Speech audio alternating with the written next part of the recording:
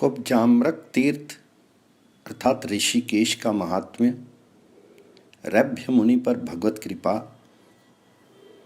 इस प्रकार माया के पराक्रम की बात को सुनकर पृथ्वी ने भगवान जी से फिर पूछा।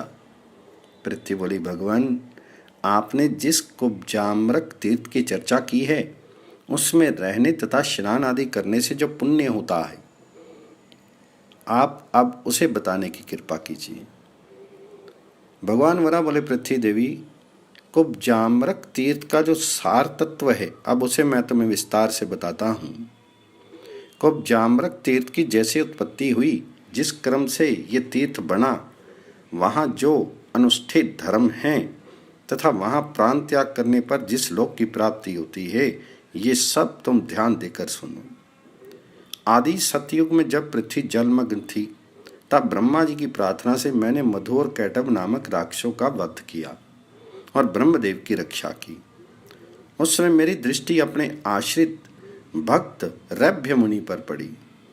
वे अत्यंत निष्ठा से सदा मेरी स्तुति आराधना में निरत रहते थे। वे युक्तिमान, गुणी, परम पवित्र, कार्यकुशल और जितेंद्रिय पुरुष थे और ऊपर बाहें उठाकर 10,000 वर्षों तक तपस्या में संलग्न रहे। वे 1,000 वर्षों तक केवल जल पीकर तथा 500 वर्षों तक शैवाल खाकर तपस्या करते रहे। महात्मा रैभ्य की इस तपस्या से मेरा हृदय करुणा से अत्यंत विहल हो उठा। उस समय हरिद्वार के कुछ उत्तर पहुंचकर मैंने एक आम्र के वृक्ष का आश्रय लिया और उस मुनि को तपस्या करते देखा। मेरे आश्रय लेने से वह आम्र वृक्ष थोड़ा कुबड़ा हो गया। इस प्रकार वह स्थान कुब्जाम्रक नाम से प्रसिद्ध हो गया। यहाँ पर स्वतः मरने वाला व्यक्ति भी मेरे लोक में ही रह जाता है। मैंने रैभ्य मुनि को कुबड़े आम्र वृक्ष का रूप धारण कर दर्शन दिया था, फिर भी वे मुझे पहचान गए और घुटनों के बल भूमि पर गिरकर मेरी स्तुति करने लगे। अपने व्रत में अडिग रहने वाले उन मुनि को इस प्रकार अपनी स्तुति तथा प्रणाम करते देखकर मैंने प्रसन्न मन से उन्हें वर मांगने के लिए कहा। मेरी बात सुनकर उन तपस्वी ने मीठी वाणी में कहा, भगवान आप जगत के स्वामी हैं और याचना करने वालों की आशा पूर्ण करते हैं। भगवान मधुसूदन, यदि आप मुझ पर प्रसन्न हैं तो मैं ये चाहता हूँ कि जब तक ये संसार रहे तथा अन्य लोक रहें, तब तक आपका यहाँ निवास हो, और जनार्दन जब तक आप यहाँ स्थित रहें तब तक आप में मेरी निष्ठा बनी रहे। प्रभु, यदि आप मुझ पर संतुष्ट हैं तो मेरा ये मनोरथ पूर्ण करने की कृपा कीजिए। उस समय ऋषिवर रैभ्य की बात सुनकर पुनः मैंने कहा, ब्रह्म ऋषि, बहुत ठीक, ऐसा ही होगा।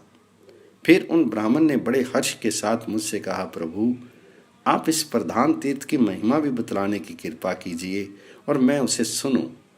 यही नहीं, इस क्षेत्र में अन्य भी जितने क्षेत्र हैं उनका भी आप महात्म्य बतलाइए।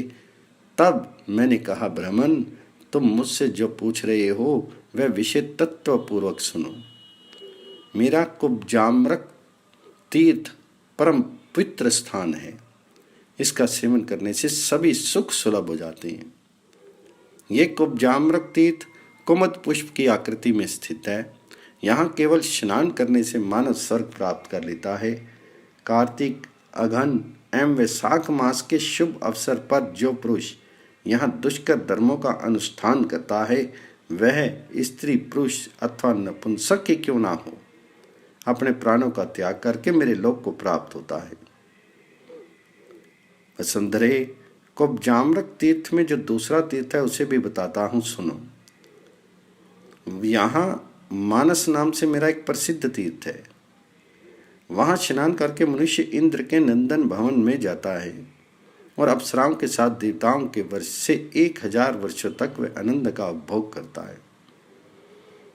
अब यहाँ के एक दूसरे तीर्थ का वर्णन करता हूँ, सुनो। वह स्थान माया तीर्थ के नाम से प्रसिद्ध है, जिसके प्रभाव से माया की जानकारी प्राप्त हो जाती है। उस तीर्थ में स्नान करने वाला पुरुष 10,000 वर्षों तक मेरी भक्ति में रत रहता है। यशस्विनी, माया तीर्थ में जो प्राण छोड़ता है, महान योगियों के समान वह मेरे लोक को प्राप्त होता है। देवी पृथ्वी, अब यहाँ एक दूसरा तीर्थ बताता हूँ। उस तीर्थ का नाम है सर्वकामिक। वैशाख मास की द्वादशी तिथि के दिन जो कोई वहाँ स्नान करता है वह 15,000 वर्षों तक स्वर्ग में निवास करता है।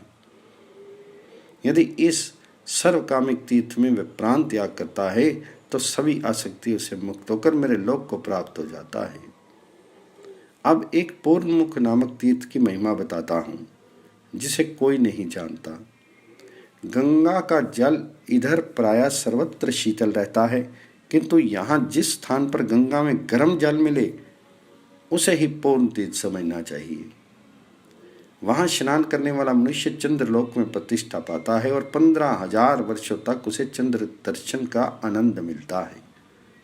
फिर जब वह स्वर्ग से नीचे गिरता है तो ब्राह्मण के घर उत्पन्न होता है और मेरा पितृ भक्त, कार्यकुशल और संपूर्ण धर्म एवं गुणों से संपन्न होता है। और अगन महीने के शुक्ल पक्ष की द्वादशी तिथि के दिन प्राण त्याग करके वह मेरे लोक में पहुंच जाता है, जहां वह सदा मुझे चतुर्भुज रूप में प्रकाशित देखता है तथा पुनः कभी जन्म और मृत्यु के चक्कर में नहीं पड़ता। वसुंधरे, मैं अब पुनः एक दूसरे तीर्थ का वर्णन करता हूँ।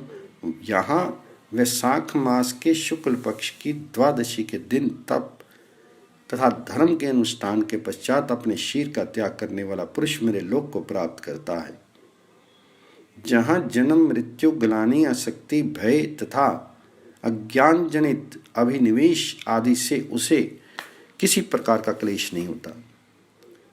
अब मैं ऋषिकेश में ही स्थित एक दूसरे तीर्थ को बताता हूँ। वह करवीर नाम से प्रसिद्ध है एवं संपूर्ण लोगों को सुखी करने वाला है। शुभे, अब उसका चिन्ह भी बतलाता हूँ जिसकी सहायता से ज्ञानी पुरुष इसे पहचान सके। माघ मास के शुक्ल पक्ष की द्वादशी तिथि के दिन मध्याह्न काल के समय इस करवीर तीर्थ में कनेर के फूल खिल जाते हैं। ये निश्चय है, उस तीर्थ में स्नान करने वाला मनुष्य स्वतंत्रता पूर्वक सर्वत्र अव्याहत गमन करने में पूर्ण समर्थ हो जाता है। यदि माघ मास की द्वादशी तिथि के दिन उस क्षेत्र में किसी की मृत्यु हो जाती है तो उसे ब्रह्मा, रुद्र और मेरे दर्शन का सौभाग्य प्राप्त होता है। अब एक दूसरे तीर्थ का प्रसंग सुनो। भद्रे, उस कुब्जाम्रक क्षेत्र का ये स्थान मुझे बहुत प्रिय है और इसका नाम है पुंडीरक तीर्थ, जो महान फल देने की शक्ति वाला है। उस तीर्थ का विशेष चिन्ह बताता हूँ, सुनो। द्वादशी तिथि के दिन मध्याह्न काल में महारथ के चक्के की आकृति वाला एक कछुआ विचरण करता है। अब तुमसे इसके विषय में एक दूसरी बात बताता हूँ, उसे सुनो। वहाँ अवगाहन करने वाले पुंडरीक यज्ञ के अनुष्ठान का फल मिलता है। यदि वहाँ किसी की मृत्यु हो जाती है तो उसे 10 पुंडरीक यज्ञों के अनुष्ठान का फल प्राप्त हो जाता है। अब मैं कुब्जाम्रक अर्थात ऋषिकेश में स्थित एक दूसरे अग्नि तीर्थ की बात बतलाता हूँ, उसे सुनो। द्वादशी तिथि के दिन पुण्यात्मा लोगों को ही इस तीर्थ की स्थिति ज्ञात होती है। कार्तिक, अघन, आषाढ़ एवं वैशाख मास के शुक्ल पक्ष की द्वादशी के दिन जो पुरुष उस तीर्थ में यत्नपूर्वक निवास करता है वह उस तीर्थ का रहस्य जान सकता है। वसुंधरे, उस तीर्थ का चिन्ह ये है कि हेमंत ऋतु में तो वहाँ का जल उष्ण रहता है, पर ग्रीष्म ऋतु में शीतल हो जाता है। महाभागे, इसी विचित्रता के कारण इस स्थान का नाम अग्नि तीर्थ पड़ गया है। अब एक दूसरे तीर्थ का परिचय देता हूँ, उसका नाम है वायव्य तीर्थ। उस तीर्थ में जो स्नान करके तर्पण आदि कार्य करता है उसे वाजपेयी यज्ञ का फल प्राप्त होता है। ये वायव्य तीर्थ एक सरोवर के रूप में है। वहाँ केवल 15 दिनों तक रहकर मेरी उपासना करते हुए जिनकी मृत्यु हो जाती है उसका इस पृथ्वी पर पुनः जन्म या मरण नहीं होता। वह 4 भुजाओं से युक्त होकर मेरा सारूप्य प्राप्त करके मेरे लोक में प्रतिष्ठा प्राप्त करता है। उस वायव्य तीर्थ की पहचान ये है कि वहाँ वन में पीपल के ऐसे वृक्ष हैं जिनके पत्ते 24 द्वादशियों को निरंतर हिलते ही रहते हैं। आपको जाम्रक तीर्थ के अंतर्वर्ती शक्र तीर्थ का परिचय देता हूँ। वहाँ इंद्र हाथे वज्र लिए हुए शोभित रहते हैं। महातपे उस तीर्थ में 10 रात्रि निवास रहकर जो मनुष्य मर जाता है वे मेरे लोक को प्राप्त कर लेता है। इस शक्र तीर्थ के दक्षिण भाग में 5 वृक्ष खड़े हैं, यही उनकी पहचान है। वरुण देव ने 12,000 वर्षों तक इस कुब्जाम्रक तीर्थ में तपस्या की थी। अतः यहाँ स्नान करने से व्यक्ति 8,000 वर्षों तक वरुण लोक में प्रतिष्ठा प्राप्त करता है। वहाँ ऊपर से पानी की एक धारा निरंतर गिरती रहती है, यही उस तीर्थ की पहचान है। पृथ्वी उक्त कुब्जाम्रक तीर्थ अर्थात ऋषिकेश में सप्त सामुद्रक नाम का एक श्रेष्ठ स्थान है। उस तीर्थ में स्नान करने वाला धर्मात्मा मनुष्य 3 अश्वमेध यज्ञों का फल पा लेता है। यदि आसक्ति रहित होकर कोई प्राणी 7 रातों तक यहाँ निवास करके प्राण त्याग करता है तो वह मेरे लोक में चला जाता है। अब उस सप्त सामुद्रिक तीर्थ का लक्षण बताता हूँ, सुनो।